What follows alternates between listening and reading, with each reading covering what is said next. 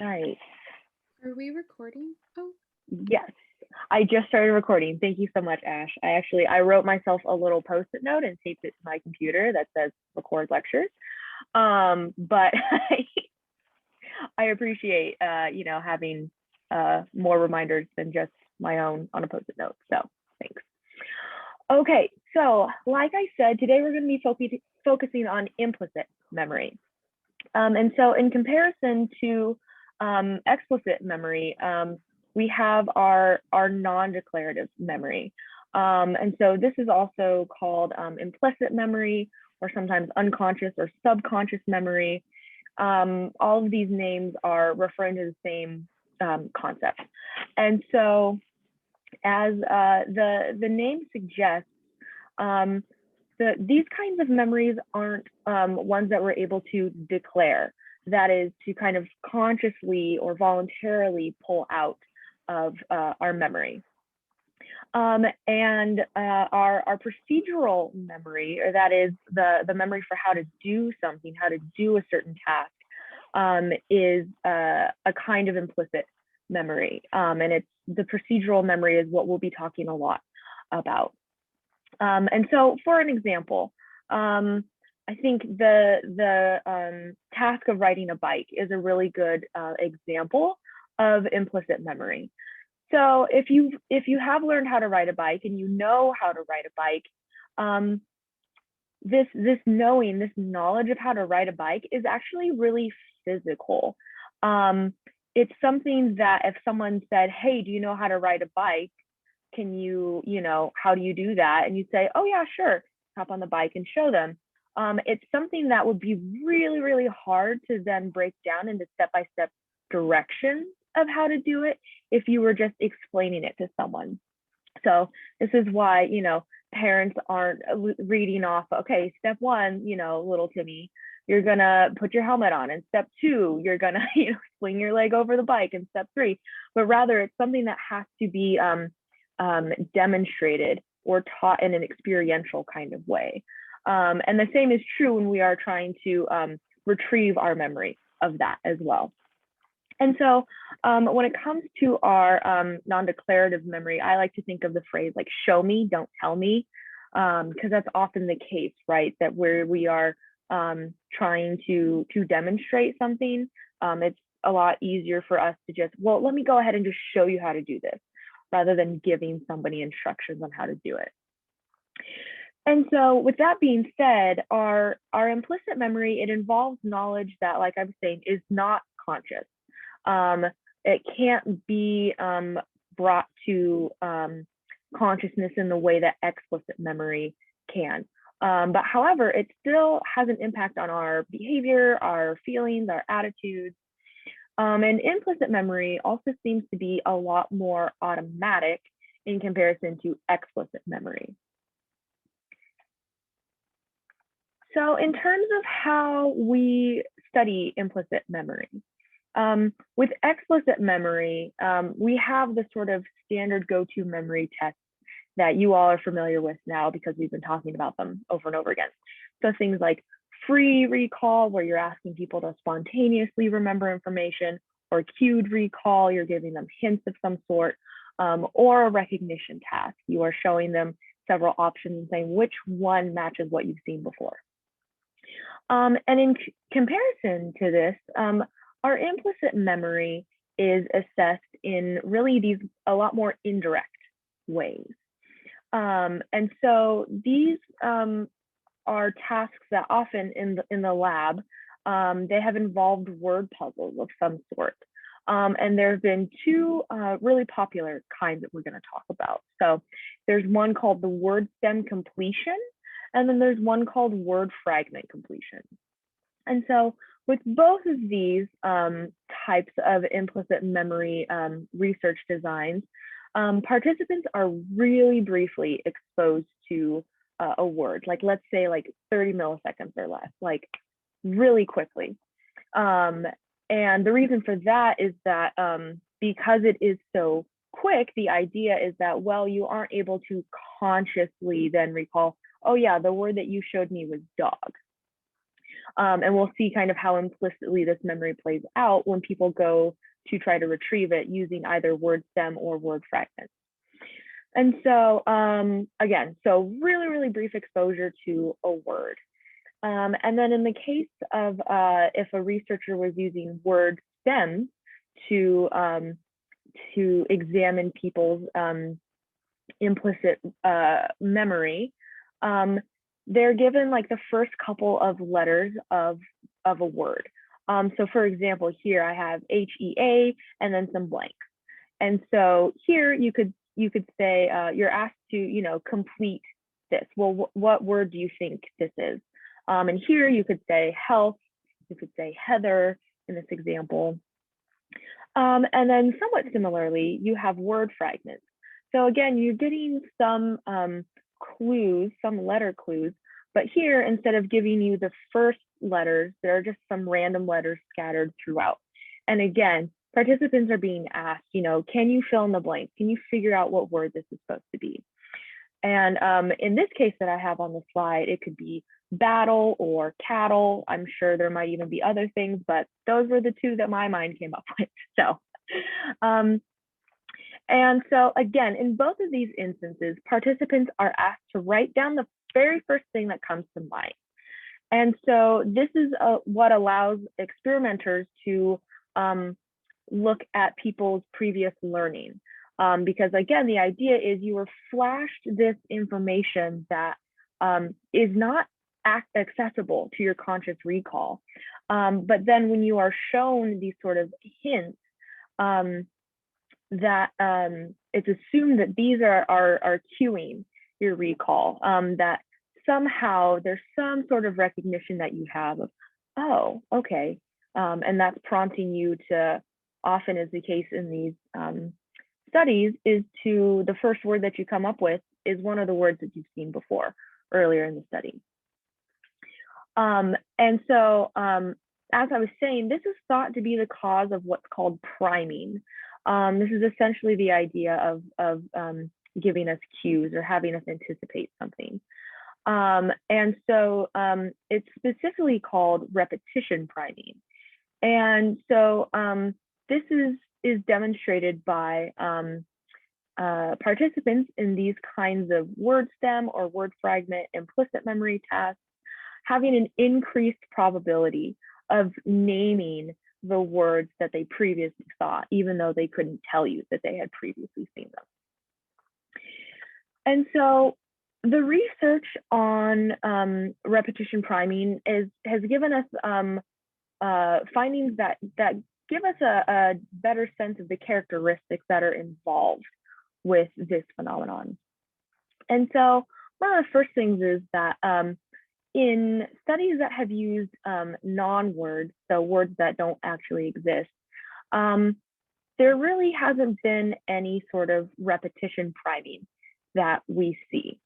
And so the idea here is that, so for example, if the word was Daxton,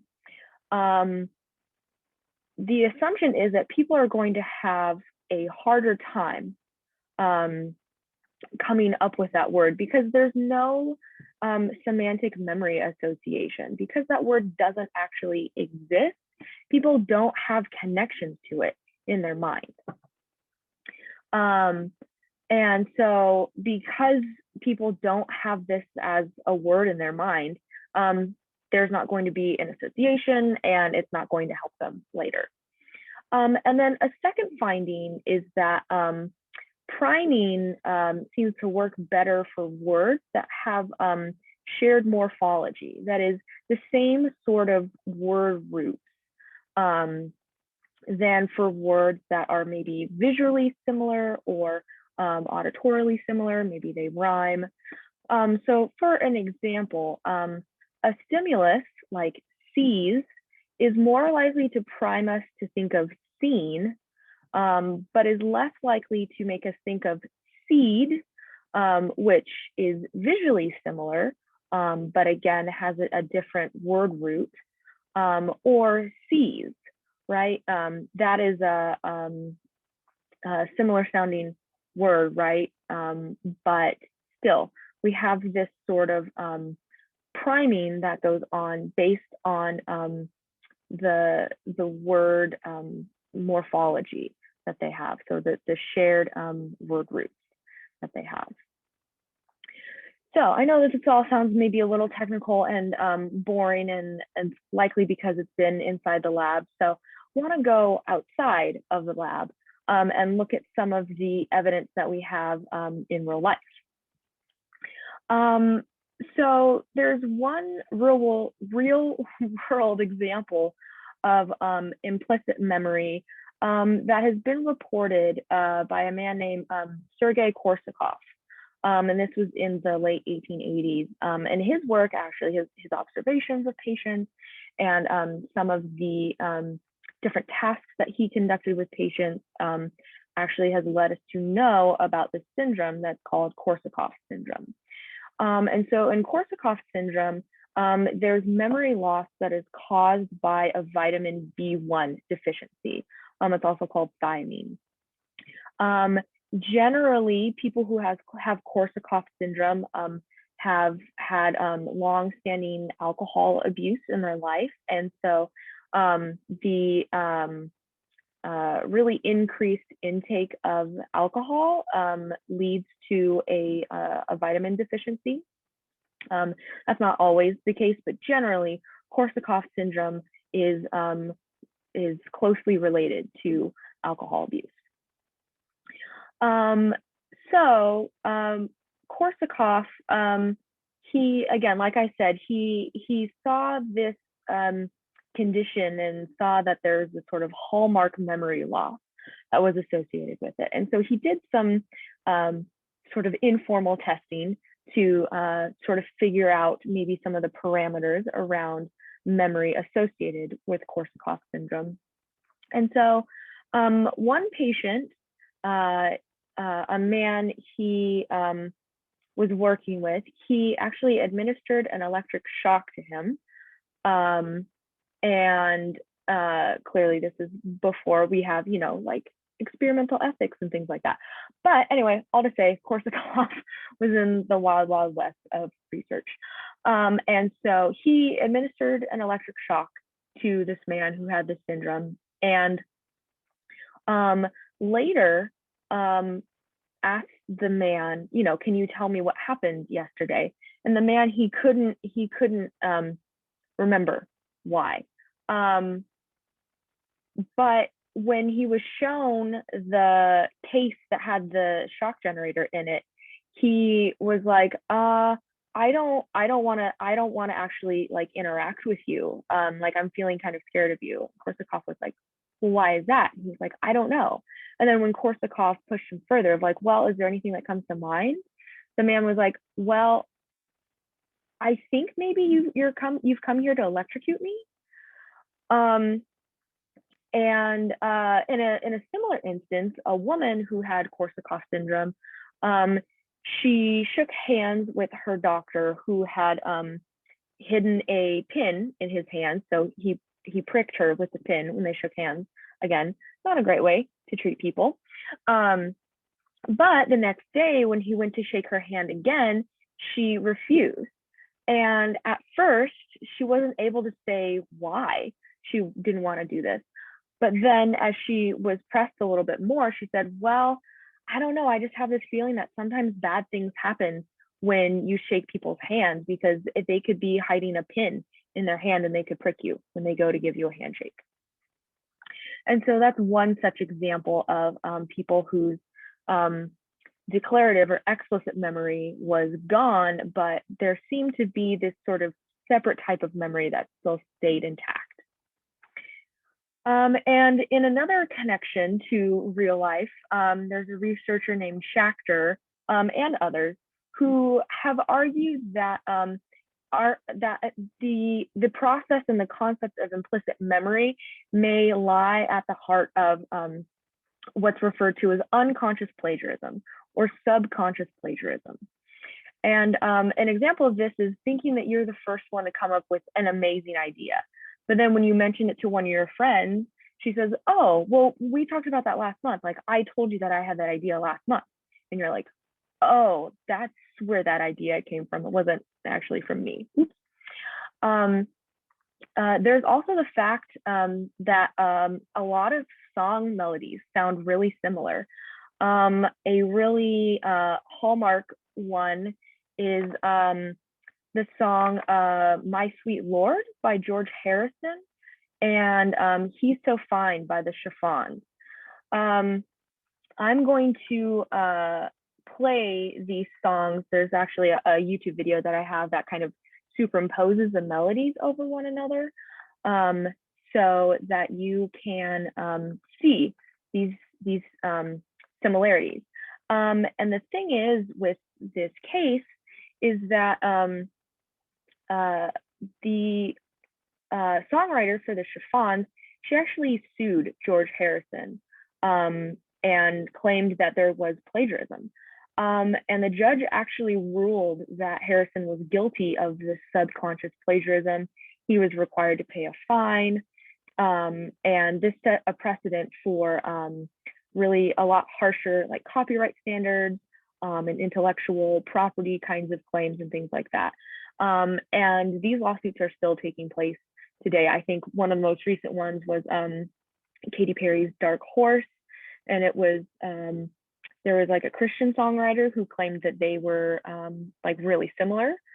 So anyway, I'm just gonna, I had tried to find some videos that would show like more recent songs, but they were like really long and they were talking about like the music theory about why they're similar. And I was like, okay, well, I just want to show that they're similar. I don't want to do a whole music theory thing because I don't know what you're talking about. Music theory is not my thing.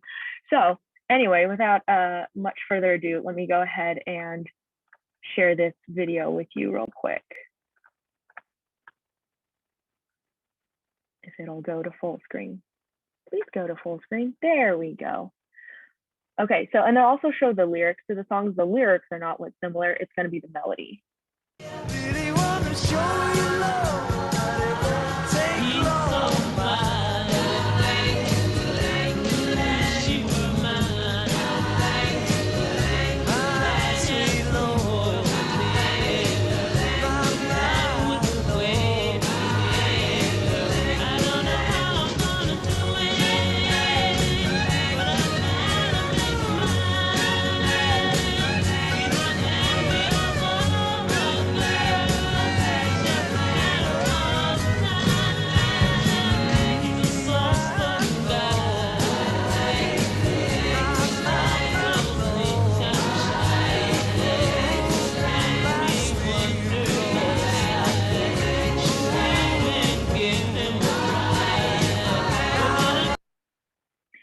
Okay, so I think you get the point there. No need to belabor it. But again, this is something that George Harrison was accused of, and he was like, I didn't copy this song. But later, actually in one of his, or I guess his maybe only autobiography, he said, well, maybe I copied it. I don't know. I didn't realize that I was copying it. And so another example of implicit memory at work in our lives is the experience of déjà vu. If you've ever had déjà vu, you're familiar with this, but this is the feeling of familiarity with some sort of like event sequence or conversation that we've had with somebody. It's this idea of, whoa, I've seen this before, I've done this before, I've talked about this before. Even though the situation that we're in is new, we actually haven't experienced, and we know that we haven't experienced it before, but we still feel like we have. And so a researcher by the name of Brown estimated that actually the majority of people, 2/3 of us, have experienced déjà vu at least once in their lives. And that most people have had multiple experiences of déjà vu. And so in reviewing the literature on déjà vu, Brown suggested that it seems like the experience of déjà vu is triggered by being in a physical location, or a physical context is what triggers this.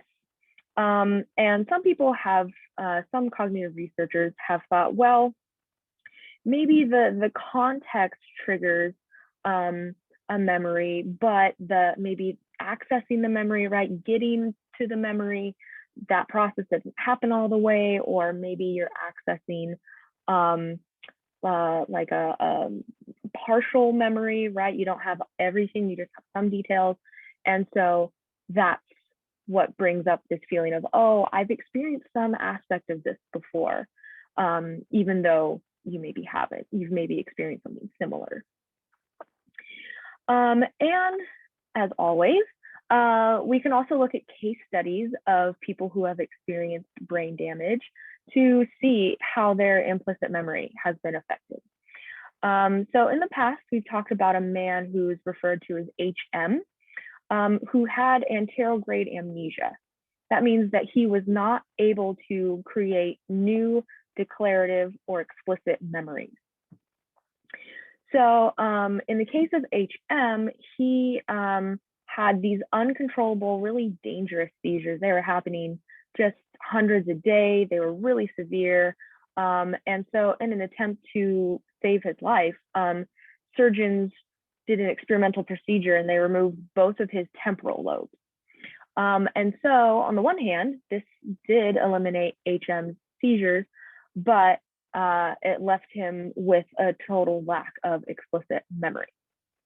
And so, however, researchers continue to study HM, and they found that even though he couldn't form new explicit memories, he was able to form new procedural memories, that is, implicit memories.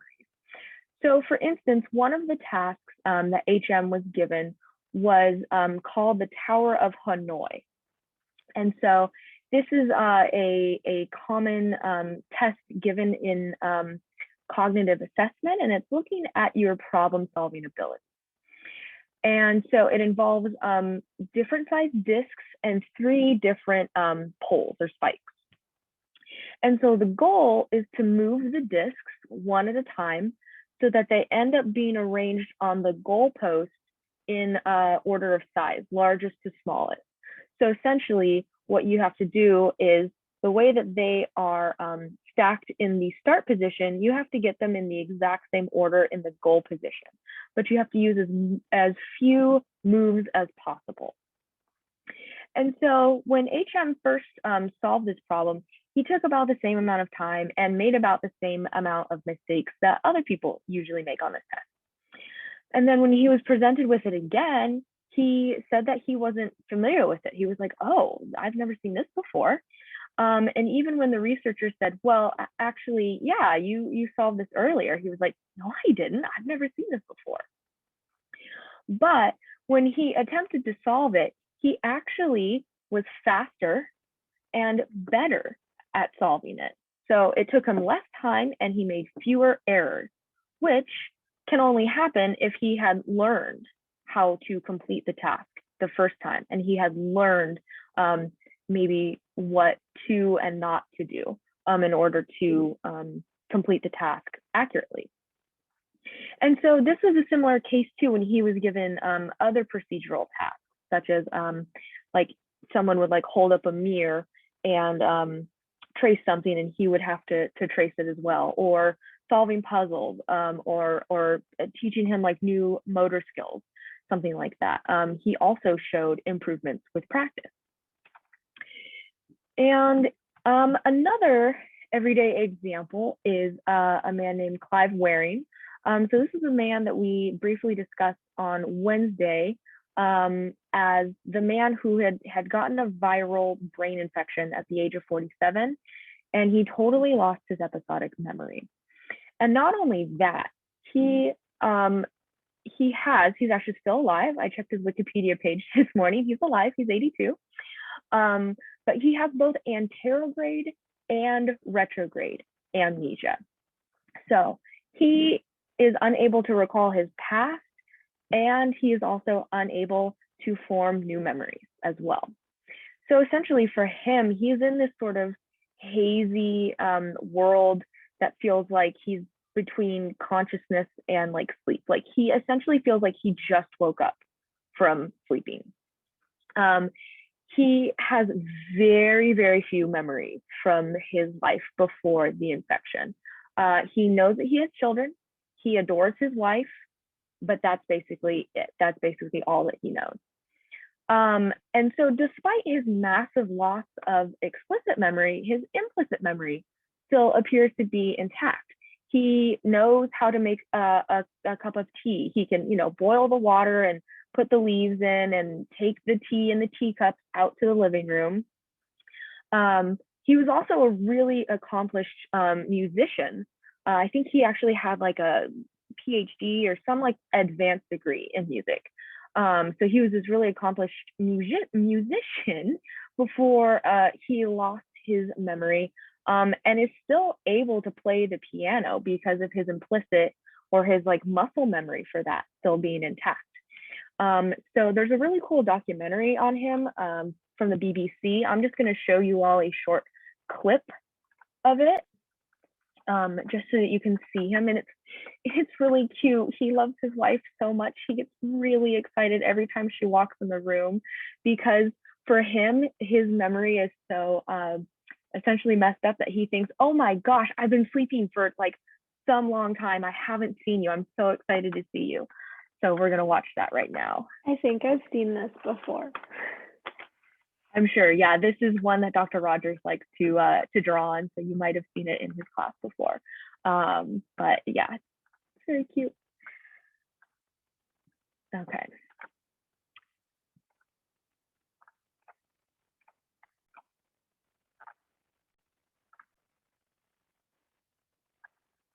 Oh, it does take a little bit to go to full screen, doesn't it?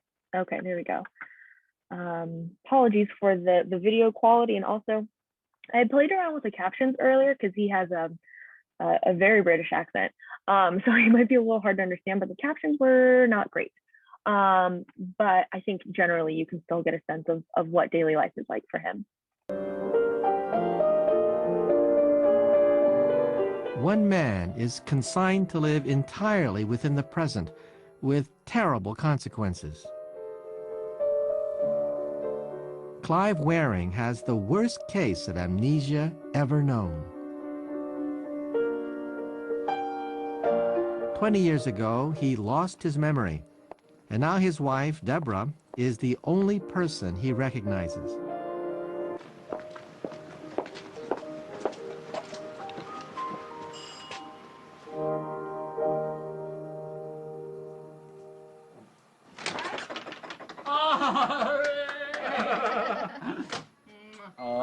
Clive really only has less than 30 seconds memory, and sometimes it's as little as perhaps 7 seconds. It's as little as a sentence. I'm going to see your sister, Adele. Her daughter's got married recently in New Zealand. And so they're having a party. Funny how the ladies acquire a different title when they get married. Do you know who I'm going to see tomorrow?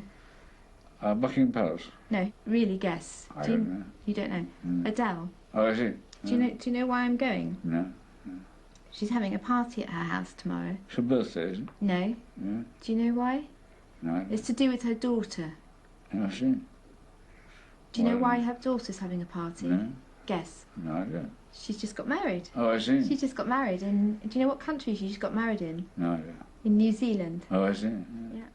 The sentence he is in, he will probably have forgotten the sentence before. You ask him a question and he'll give you an answer, but while he's giving you the answer, he's already forgotten the question. That's how short it is. I'm going to see your kids tomorrow. You see my kids? Yeah, your children. What are they up to now? Do you know what they're up to now? No. Guess what you think they're up to. No idea, I couldn't guess. I don't know what their O-levels were. They hadn't got an O-level last time I was conscious. So I didn't know what possible thing they could do, did I? No. No, I couldn't possibly guess. Where do you think they are? No idea. I don't know where I am. No. All he has is void behind him. It's been like death. I've never seen a human being before, never had a dream or a thought. The brain has been totally inactive, day and night the same. No thoughts at all. As far as I'm concerned, the doctors have been totally incompetent. I've never seen a doctor the whole time. Oh, look, it's come.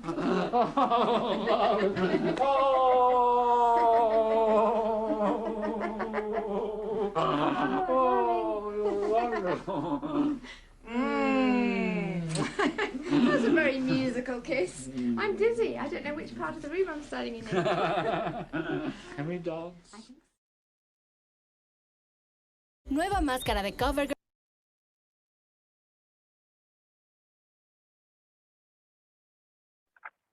So that's sweet, sweet Clive Waring. And you can see that, like his wife was saying, you saw that, right? That even as he was talking, he was forgetting what he had said previously, what he had even been prompted about.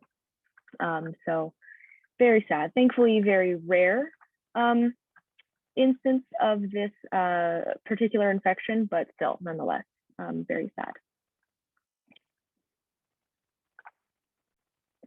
Okay, so going back to our lecture. There's been other work looking at patients with amnesia compared to those without amnesia. And these findings have suggested that there's some sort of a dissociation or a division or a split between our implicit memory and our explicit memory. So, for example, Warrington and Weiskrantz, they conducted a study where they presented memory tasks to people with amnesia and people without amnesia. So they had both explicit memory tasks that all of their participants did, and then implicit memory tasks.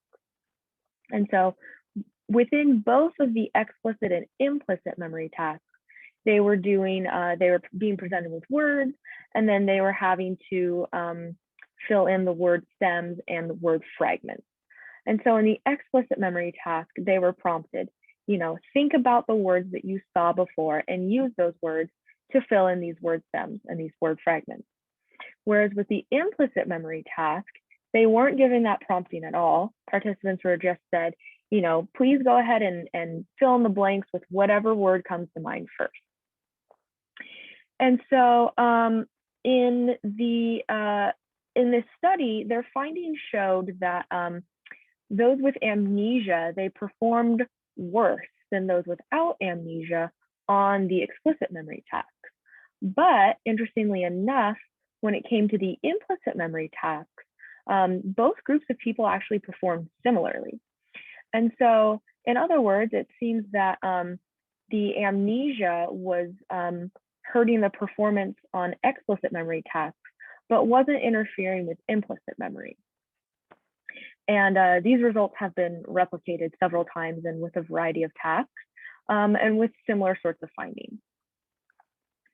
And so this pattern that these researchers found of this difference in performance for explicit and implicit memory came to be called dissociative. And this is because the performance on one task appears to be independent or dissociated from performance on another. And so this dissociative phenomena actually doesn't occur only in those with amnesia. A lot of studies have demonstrated these striking differences in performance on implicit and explicit memory tasks as well. So for example, a study by Schachter in '96 showed that this sort of split between explicit and implicit memory appeared in the sample. Even when participants denied that that there were words that they had previously seen. So they were solving these word fragments and these word stems, and then they were asked, have you seen these words before? And they'd say, no, I haven't seen this before. So even in those without amnesia, we see similar sorts of patterns for different performances between explicit and implicit memory. So in terms of how we might be able to make sense of this, Rodinger has presented two distinct sort of possibilities.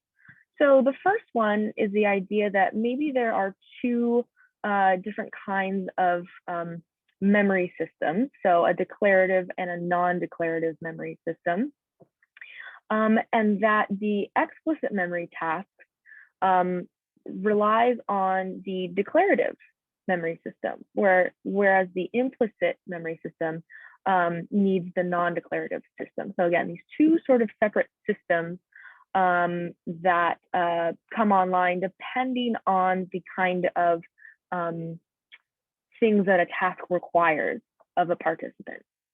And so Schachter even speculated that maybe that there are different brain structures that are associated with these two hypothesized memory systems.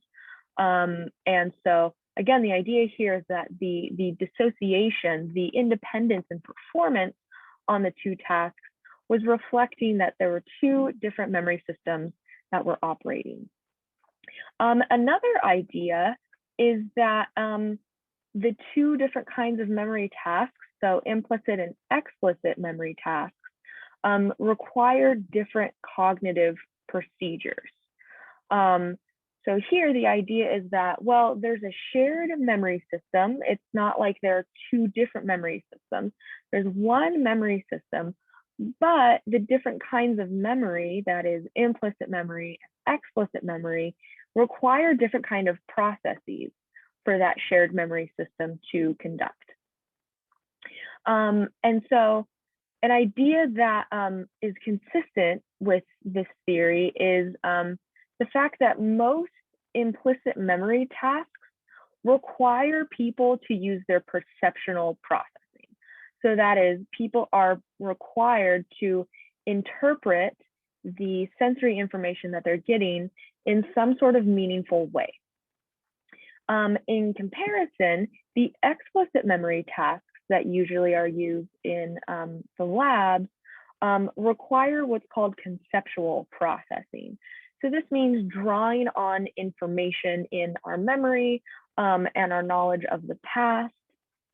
And if you remember, going back to the chapter about sensation and perception, we see this difference of the implicit tasks using more of a bottom-up approach, whereas the explicit tasks are maybe using a little bit more of a top-down approach.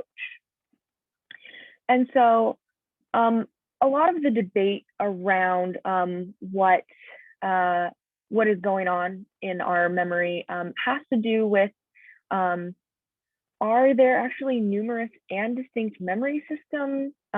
Is there just one memory system that uses different kinds of processing? Could it be a combination of both, right? That maybe different contexts elicit different kinds of memory and things like that. And there was a researcher by the name of Jacobi, and he took issue with this idea that there are different brain structures for implicit and explicit memory.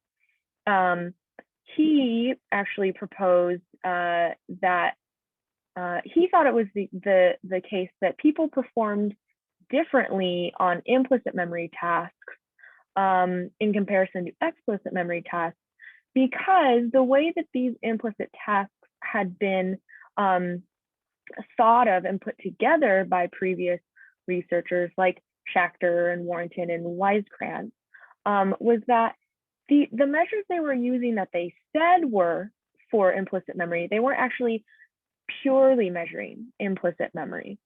And so the idea behind this critique is that, well, any sort of memory task that we take on, it actually relies on a combination of our cognitive abilities, our memory processes, and rarely, if ever, is there any test that perfectly measures just the one specific aspect of cognition that it's supposed to.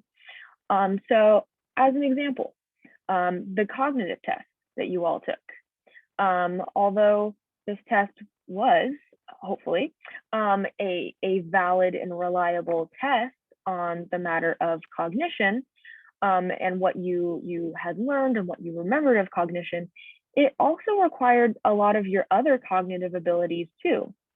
So it wasn't just, purely are you able to recall this information, yes or no, but it also was drawing on your reading skills.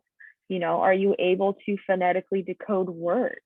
And then are you able to comprehend what those words mean so that you then understand what you're trying to pull out of your memory?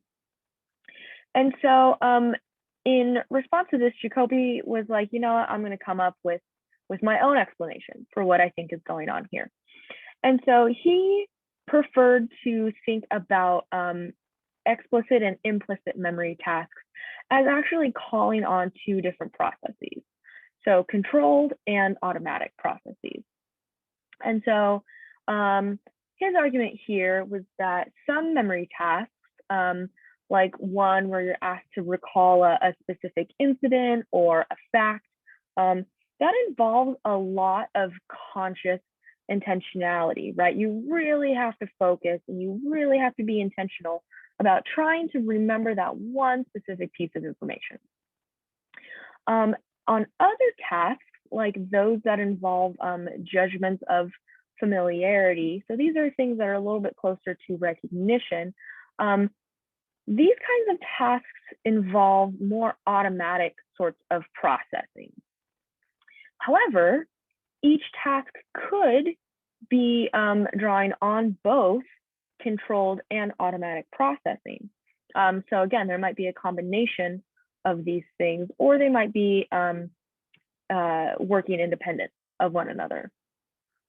And so Jacoby tried to set up some tasks that would potentially, theoretically, draw on automatic memory processes.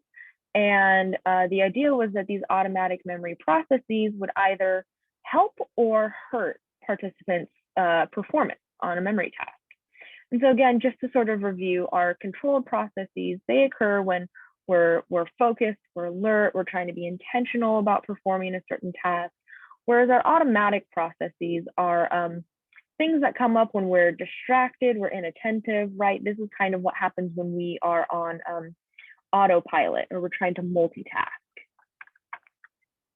And so Jacoby's really well known for his false fame experiments.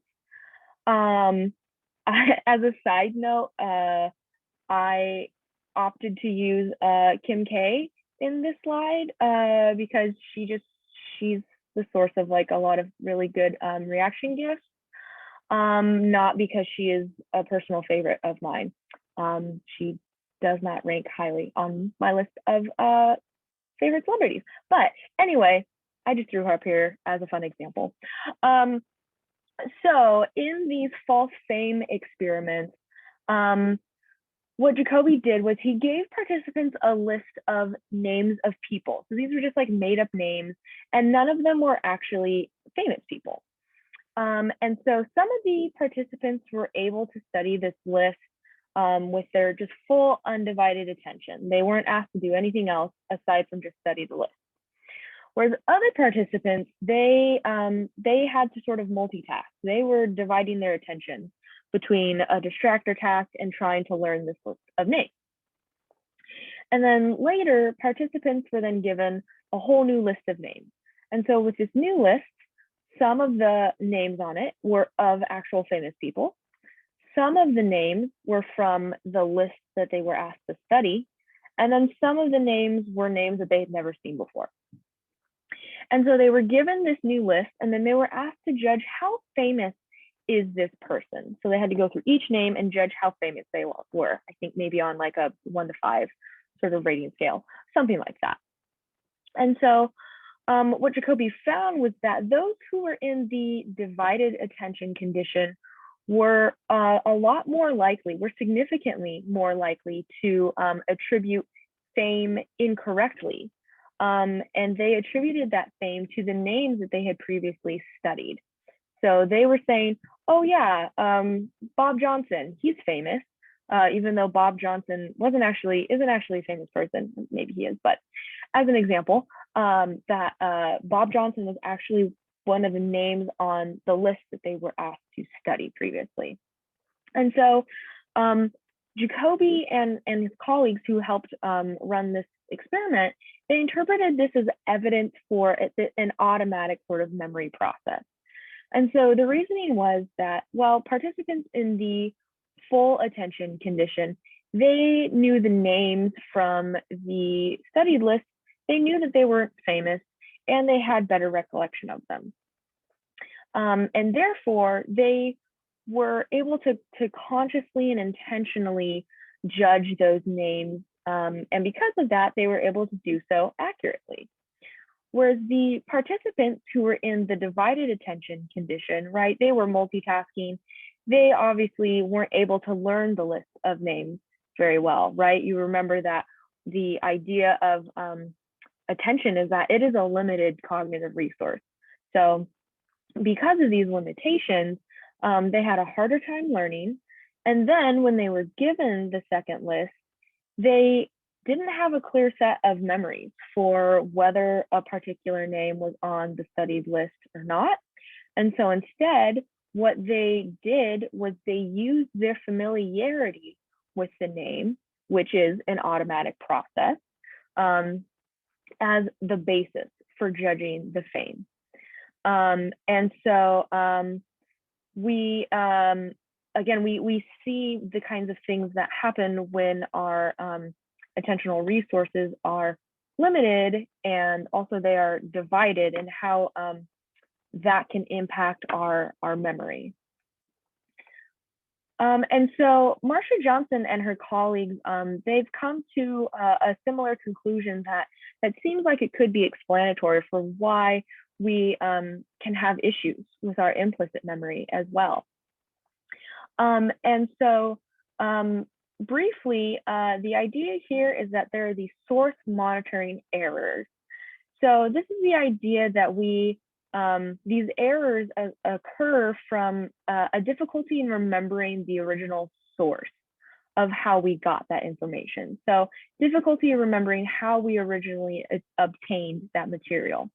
So as an example, imagine that you attend a lecture on Freud, and the lecturer provides, some biographical information about him, when and where he was born, where he grew up, things like that, before going on to talk about psychoanalytic theory.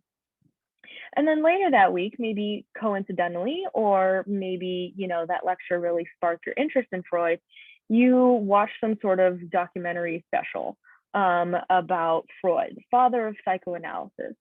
And it presents some similar, maybe not identical, but some similar enough biographical information that you later come to think that the tidbit that Freud was born in 1856 because of the lecture.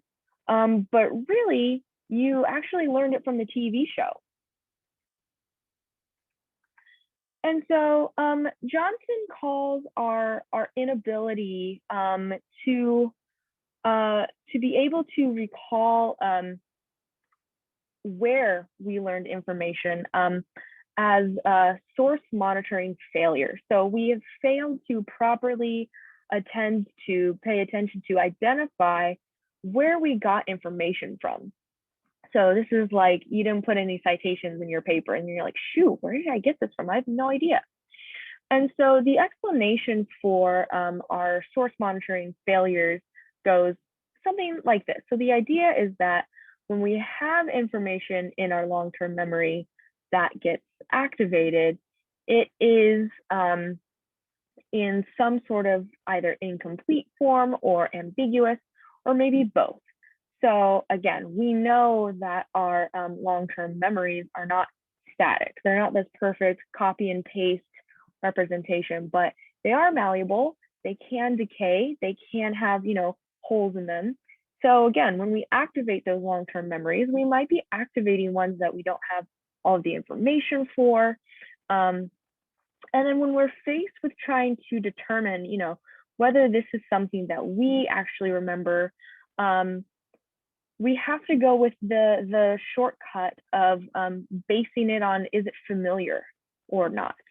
And so because, like Jacoby suggested, and has shown us that using familiarity, right, using our more automatic cognitive processes as a way of judging things, it isn't foolproof. And so it can sometimes lead to errors. And so this is the case for both explicit kind of memory or even implicit memory. And with implicit memory, again, we can assume that it's even more difficult for us to be able to identify where we learned that information, because the information itself is not available to us consciously. We aren't able to voluntarily rummage around in the drawer of our memory to find that piece. Rather, we have to pull it out more indirectly.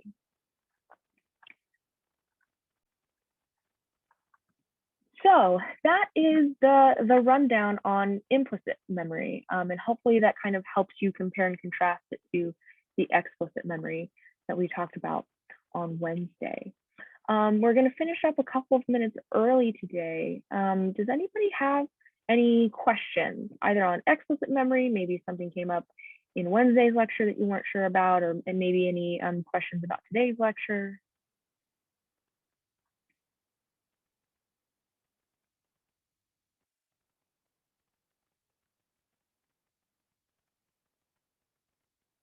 All right, I will take that as a no. It's great to see you all again. And like I said, just to review, I will be posting that extra credit opportunity. I will be getting your tests back to you on Wednesday. I had to get my brain back on track there, but I did it. Yes, I'll be getting your tests back to you on Wednesday. All right, so I will see you all on Wednesday. I hope you all have a really great, relaxing weekend. Take care of yourselves, rest up, maybe do something fun, you know, fun, whatever that is nowadays. But all right, see you all on Wednesday. Bye. Thank you.